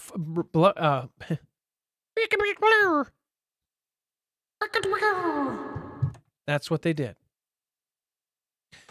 Russia blows up farm equipment, claims they're Leopard tanks. Dex, do you want to pop in? As you said, there's going to be. Yeah, this is funny. It's pretty humorous. So this story actually came out a couple days ago, and we may have put it in overflow, but it's more relevant now that all these other firsts are happening. So we'll get to some of the other firsts. But man, they were so quick to jump on. We got our first Leopard tank. that they posted this black and white grainy image of it. And then of course, once all the internet sleuths started looking at it, they're like, wait a minute, that's like a John Deere, man. You didn't take out a tank. And I think we even have some pictures of it if you want to see in there. It's not in the article, it's in the next tabs. But yeah, it's that part of it's pretty humorous. Unfortunate for whichever farmer law. I hope he wasn't in the farm equipment at the time, but the silhouette of the device, it kind of looked like it, but you could definitely tell it wasn't a tank. But yes, obviously, Russia is wanting to quickly, point out anytime they can damage Western equipment, like the Patriots, like the Bradley, and like they thought they got a Leopard tank the other day. But we'll talk a little bit more about these other firsts that are coming up as well. Yeah, and Yeah, that black and white image in the background is the image out of the video that was showing it was a drone or a missile or something that was coming in. And that was the silhouette that they were claiming was the Leopard tank. Yeah, so here's what is obviously farm equipment. That doesn't look like a tank at all. They blew up a John Deere. And probably a John Doe at that point. And then the Russian Ministry of Defense has released a video showcasing the destruction of foreign armored vehicles, and Russian media asserting that Leopard 2A tanks were among them. However, verifying the accuracy of this information proves challenging. And then the MOD claimed the destruction of Ukrainian Leopard 2 tanks during the recent counteroffensive, hitting a new level of scope.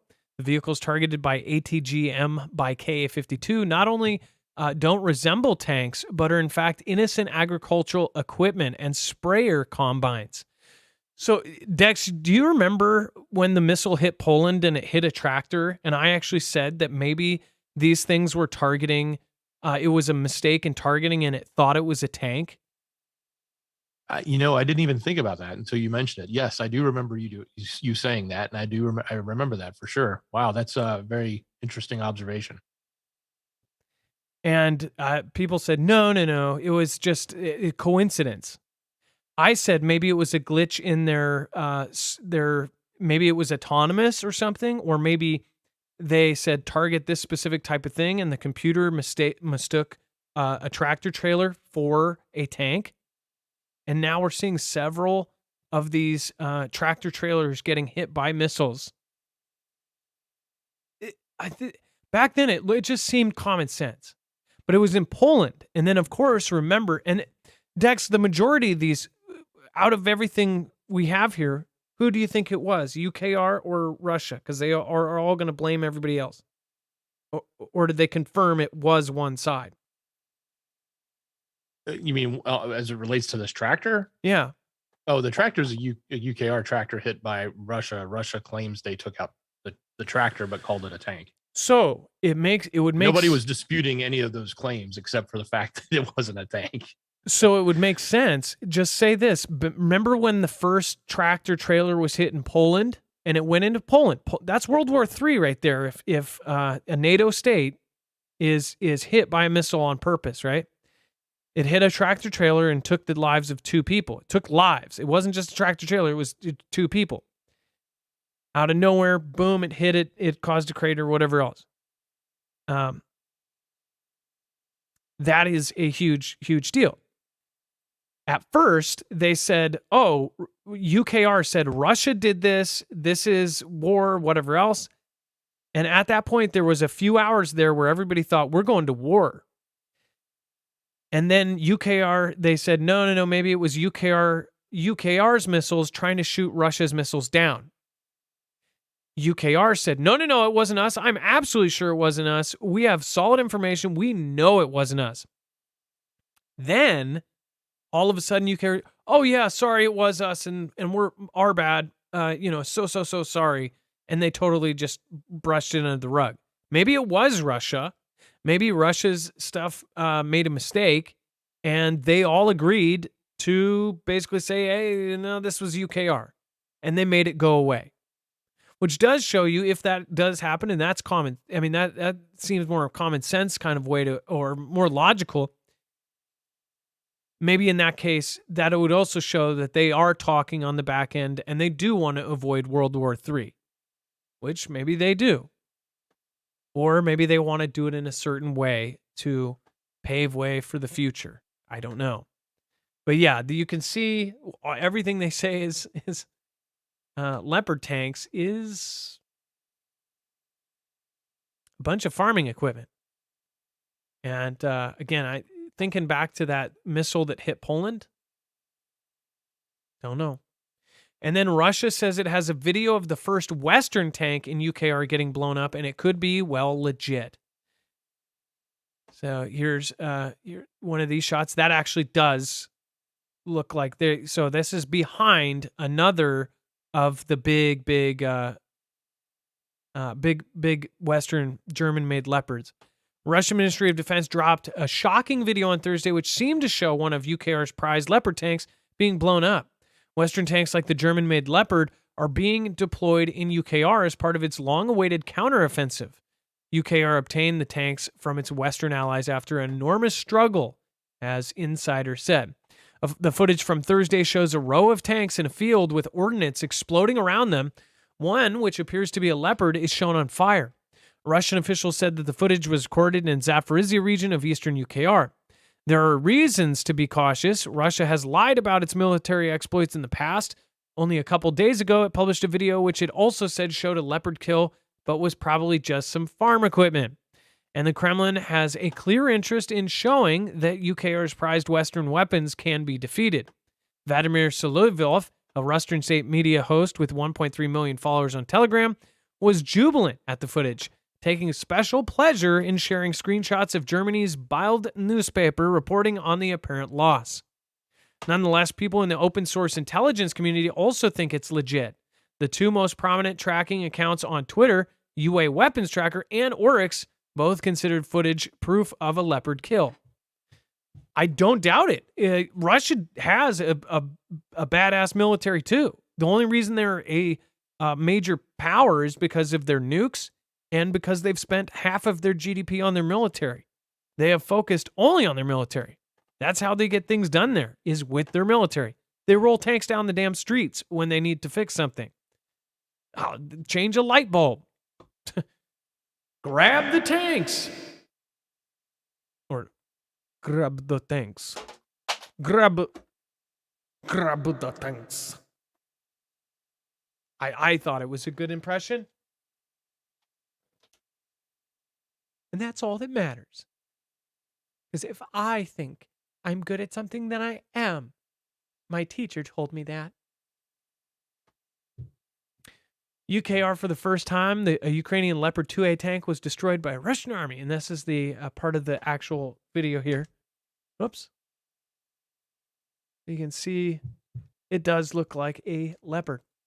And then Kim Jong-un orders North Koreans to stop killing themselves after a number of suicides skyrocketed. North Korean dictator Kim Jong-un has issued a secret order to local authorities that would ban people taking their own lives. Yeah.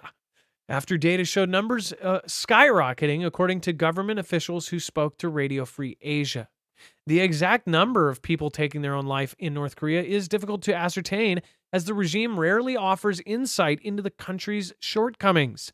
But the South Korean National Intelligence Service estimated in May that people taking their own lives had increased by about 40% over the previous year, per Won. Kim called taking their own life an act of treason against socialism. Followed up by, if they kill themselves, I'm going to kill them.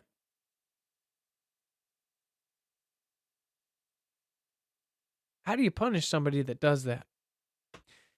In the directive, according to Radio Free Asia, stating that local government officials would be held jointly accountable for failing to prevent people from killing themselves in the jurisdiction.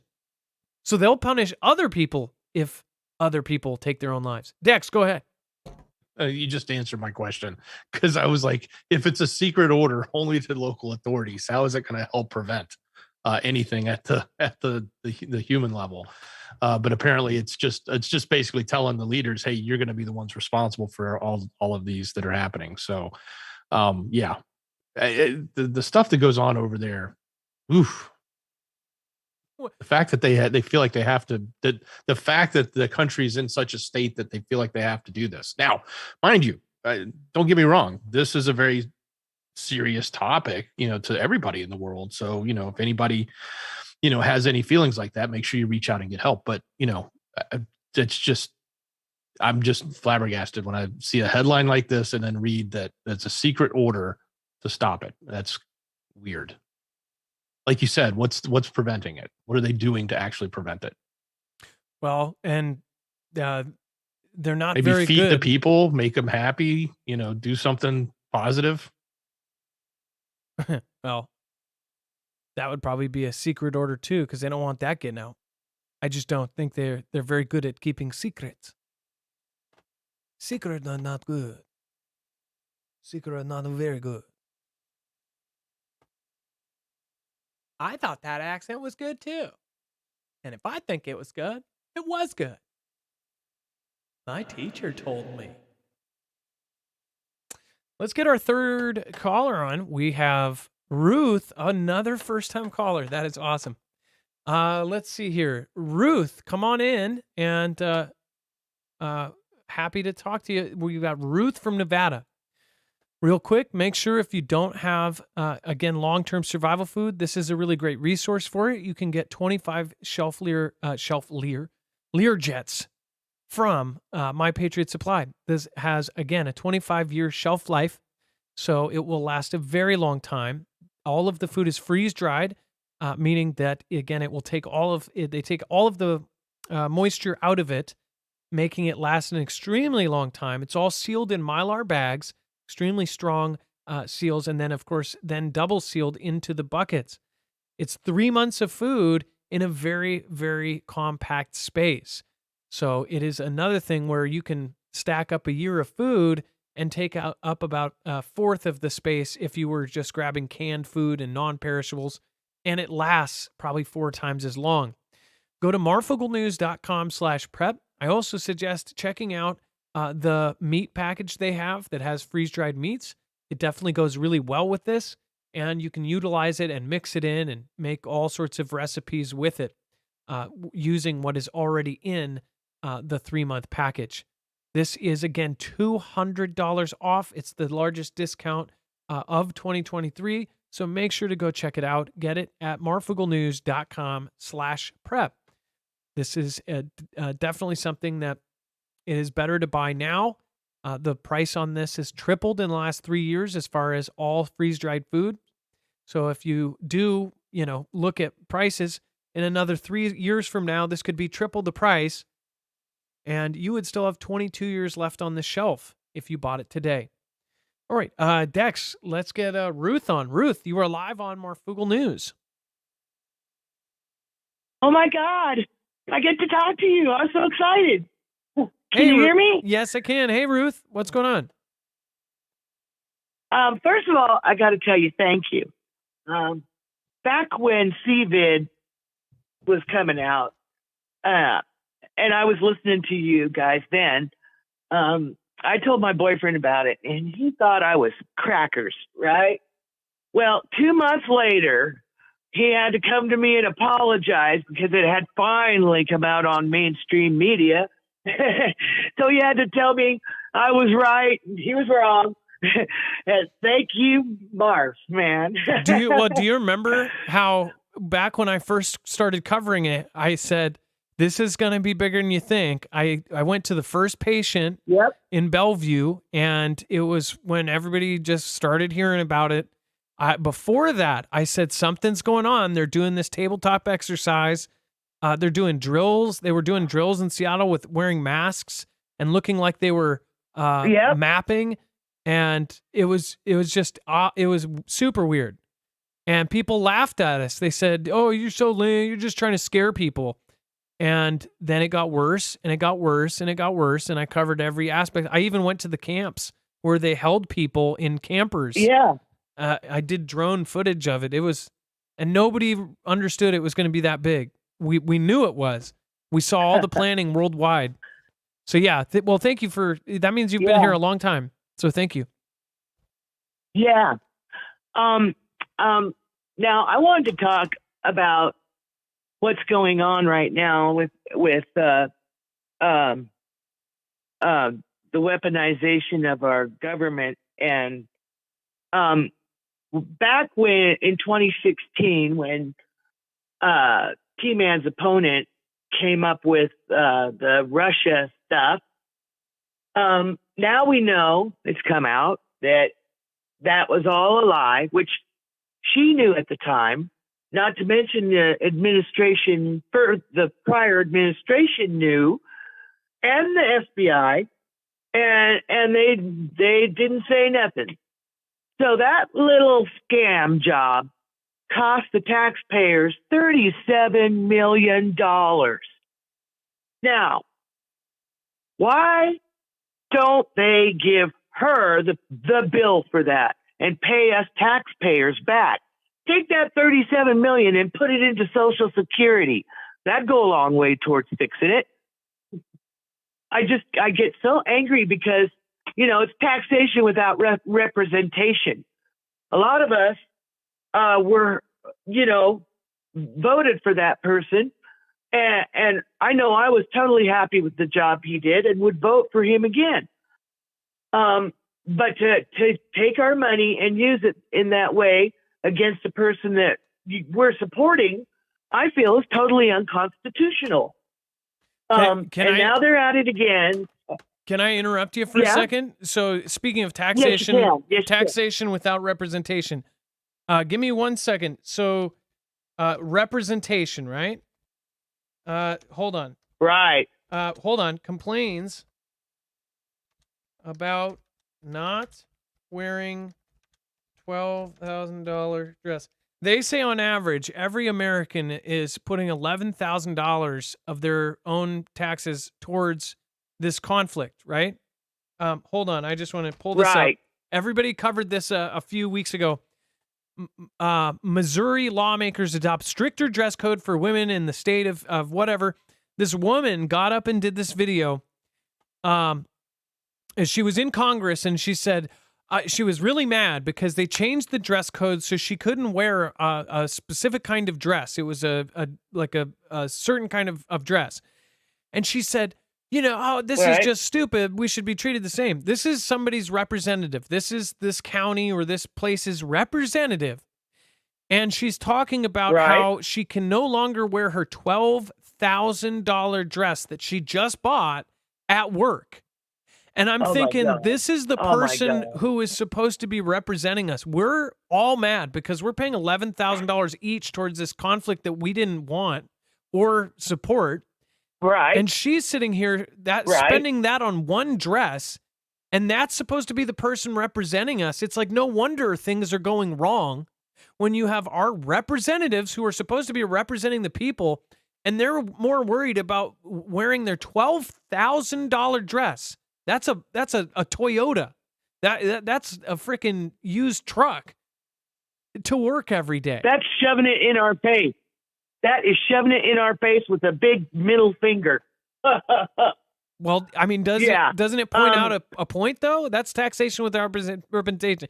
Our taxes are getting pulled out for this. Exactly. And they're complaining about not wearing their $12,000 dress. Exactly. And you know, they're so out of touch with us.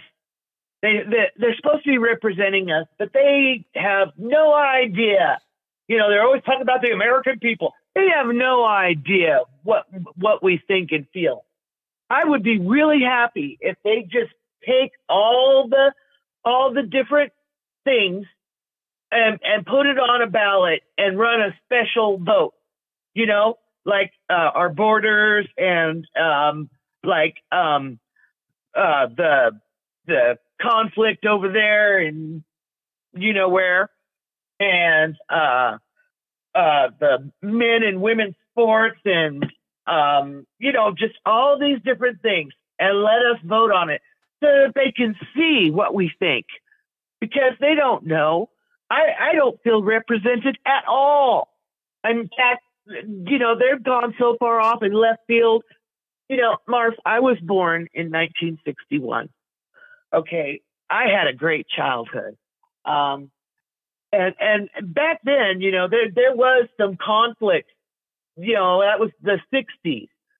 And I think that the tipping point was when President Kennedy was assassinated.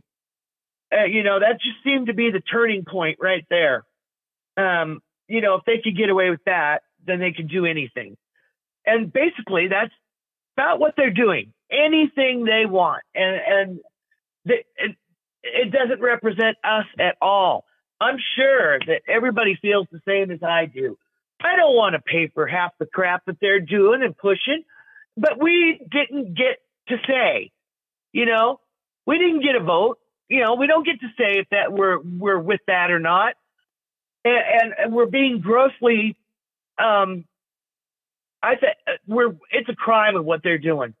Well, you know, so 10 ways of Sunday. By the way, speaking of JFK, and they say that their family was cursed. All these people had these mysterious accidents, a plane, a skiing accident, all this, whatever else.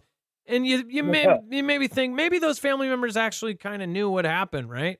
All of this stuff that has come out over the last couple of years, it makes you think, if the CIA, and the stuff about of Oswald, his final call, all of that information, all that. Right. And it's like somebody said something really great. It's like if the CIA was doing stuff back then, imagine what they're doing now. Imagine if they were doing stuff like that. Imagine what they're doing now. And that's why I point out the leader of the CIA, the head of the CIA, has visited almost all of these countries involved in this conflict, you know, quietly, right before something goes down. Just visited China, I believe. Right. So pay attention. You know, right before he was killed, 10 days before he was killed, he had made a comment. He was mad at them, at the CIA, and he made the comment that he was going to break them up and scatter them to the wind. And then 10 days later, he was dead. Okay?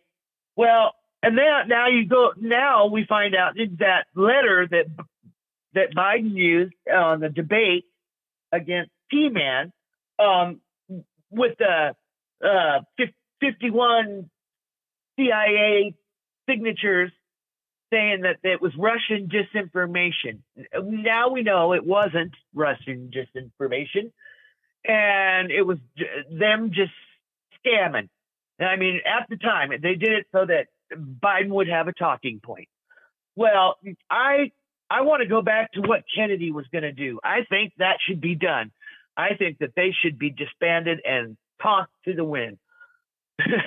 Really, I do. Because, you know, I think they've got a lot to do with all these mass shootings. I think these people that are doing it, you know, there's MK Ultra. Everybody's heard of that, right? Yeah, well, they've figured out a way to hack into your brain and you know, That's what I think is behind all these mass shootings. And that they're all the back in the 60s, all the drugs they brought into the country and everything. That they're no good, and we'd be better without them. We don't need them. We don't need that at all. I mean, now they're using their abilities on us, against us. Kennedy Ruth, had the right idea. Ruth, when so there's I almost want to send you this link that I found. Is it okay if I text you a link after the show? I got a great video you should watch. Sure. You bet. So Ruth, Yeah. we're actually running out of time on the whole show. We're about to hit that 2-hour mark. I know. But I wanted to say, it's your first time call. Please don't make this your last. Really? Okay. I won't. Yes. Oh, and just about the alien thing, I want to encourage everybody to watch the show on YouTube called Alien Overlord. Watch it and see if that doesn't ring a few bells. It will educate you. We will we'll share it on the website. So when you go to marfooglenews.com, we'll find the right link and we'll put it on the overflow and under the caller section. Yeah. Well, Ruth, it was wonderful. Called Alien Overlord. With an S or just Overlord? Alien Overlord. I think it's with the S. It might be Alien Overlord. I found it. Overlords. It's basic. Did you find it? Yeah. Okay. Yeah. Basically, that's the memoirs of the Man in Black. You should watch it. Oh, cool. You're gonna be blown away. All right. Well, Ruth, we'll share this. We'll share this on our website. And thank you. And I'm so glad you got through tonight. And Ruth, please again. Oh, I'm so glad I finally got to talk to you. This is exciting. go back and read the chat. Everybody loves you. So go watch the replay and go to the chat replay. Really? Yes. Everybody said she's awake. All right. All right. Well, thank you so much, Ruth. And I hope you call back. Okay. Thank you. All right. Thanks, Mark. Bye. All right. Bye. Have a good night. God bless. That was Ruth out of Nevada. Seems like everybody in that area around, what do you call it? Somewhat close to Area 51 is probably somewhat with it.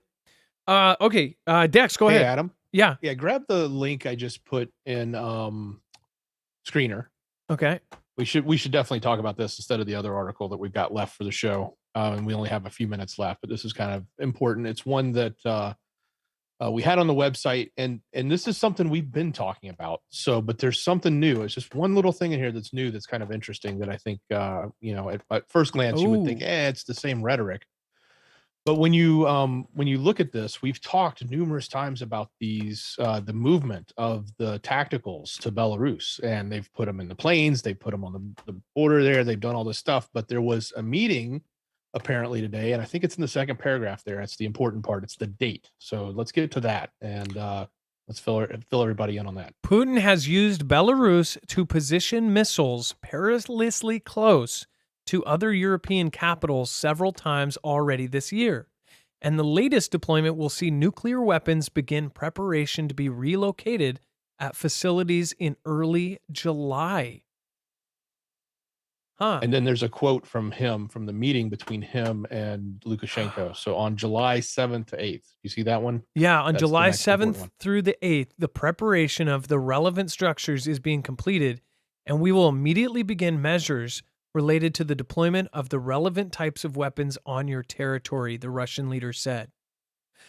Isn't this the same time that all of these other drills are starting? After the largest drill in history, there's another one that's starting on the 7th. And why am I feeling like July 7th is another thing, too, that we just covered? That something else is starting July 7th. And I remembered it was a couple days after 4th of July. If any of you guys know, we've covered in the last week. I feel like there was a big event that's happening on the 7th. And of course, on the 4th. On the 4th, they're doing something. And I remember even just the other day, I said, they're literally doing it on our 4th of July. And I believe it was Russia. It was like, maybe it was Japan. No, I think it was Russia. China, maybe. It was China, Japan, or Russia that was doing something really big. And we're like, wow. And they're literally doing it on our Independence Day. Let's see here. Bible Talk 777, my video today, I praised your show because it's not like the know-it-all YouTube generals on others. Love Fugel fam. Hey, well, thank you, Bible Talk 777. But yes, by no means, I don't know everything. You probably know my opinion on that. I think that anybody that says they know it all, and not talking specific people, but in general, just running into the people that say that your view is stupid because it is like this. I don't think any of us have the full picture. I think that if you have the full picture, you're probably underground or in jail, if you know what I mean. Otherwise, everybody's just trying to get by and trying the best we can to see the patterns and see stuff before it happens. Sweatin' Ministries says, I tried calling, but I wanted to let you know it does look like mines. I was an engineer in the Army, which their main job is to clear mines, which makes this even more curious. Right? So shouldn't they have cleared the damn mines? Pam B, stop war and fires and starvation. Unless it was like remote explosives or something, remote mines that they saw them driving over and pop, and got a whole field of them or something. P. Keel, Sweatin' Ministries, thank you. Keep up the good work. Thank you. I appreciate that. A Shell, Jelly Donut. Nana of Montana, you're the top supporter tonight. Thank you so much. New members, thank you. In fact, some of the members actually are on the M1 badge, so that's awesome. Desi Taylor, Ferris, Edith Ismaili, Bobby Sue Fry, Machina Opus, thank you. Warren G, I appreciate that. Thank you for joining. And thank you everybody for joining us tonight and making it. We have lots of great things to talk about, and we most likely will have some stuff going on over the weekend. So make sure to always stay tuned to Marfoogle News, where we do the short form content. Dex, why don't you just briefly hit over the overflow? Probably don't need to do all of them, but no, there's a lot there, guys. So the overflow, it's the rest of the story. Go to marfooglenews.com, click on the thumbnail for the show, or open up that show notes link down below in the description of the video. It'll take you right here, this webpage. All the caller information is down below, including that video she was referring to. That's there. So if you're looking for it, go to our website. It's on here. Hey, there's a ton of updates on the T-Man stuff. So just understand, it's a lot of it's there. It's not all of it, but enough of it's there. If you're looking for more of what's happening in the political space, all of that's been covered. Some crazy stuff going on around the rest of the globe. Definitely got more UKR updates. There's plenty coming out of that. The Ganda machines going on, and much more. So go check it out. Some other little interesting tidbits that are there. And there was a story we didn't cover that's in the main section, but you can just consider it overflow. But I'll just hit on the headline. It was a crazy story about back in the cold conflict, these special forces would jump out of planes with nukes strapped between their legs. Don't believe me? Go check it out. It's on the website, marfooglenews.com. And again, some pretty good pieces over there. Go right now, check it out. You got all of the sources for today's show and all of the suggestions by callers. Found that video and posted it right there. So there you go. And thank you, mods. Make sure to go check out mods over at marfooglenews.com/friends. You can find every last one of them right there. So make sure. -1, only because they're not on there, but we love them and we hope they come back soon. All right. And then all of the Marfoogle friends of Marf creators. You have all sorts of great people down here. Alaska Prepper, All Day, Everyday Preparedness, RE55, Bible Talk 777. We've got Bitter Critter. We've got the Cars for Hero channel. Make sure to follow them. Donut Factory, Willing Witness, Jacob Israel, Jeff P., Justin True, The Lifeboat, Mr. MB333, the official Ann Lynn Show, Off Grid Desert Farming's new channel, Prepper Nurse 1, The Real BP Earth Watch, Secure Team 10, Survival Living, Third Phase of Moon, and Twisted Luck Truth. So make sure to go check them out. Support all of our good friends over there. And make sure to say that you said hi from our channel. All right. Dex, thank you so much for your service tonight. Much love. Great job, brother. Now it is time to thank the people that matter most, you. And of course, it's not a shout out. It's not a shoutro. It's a shoutro. Heard the sound of it falling apart. Use the best of what's left of my heart. Be safe, be prepared, and marf out.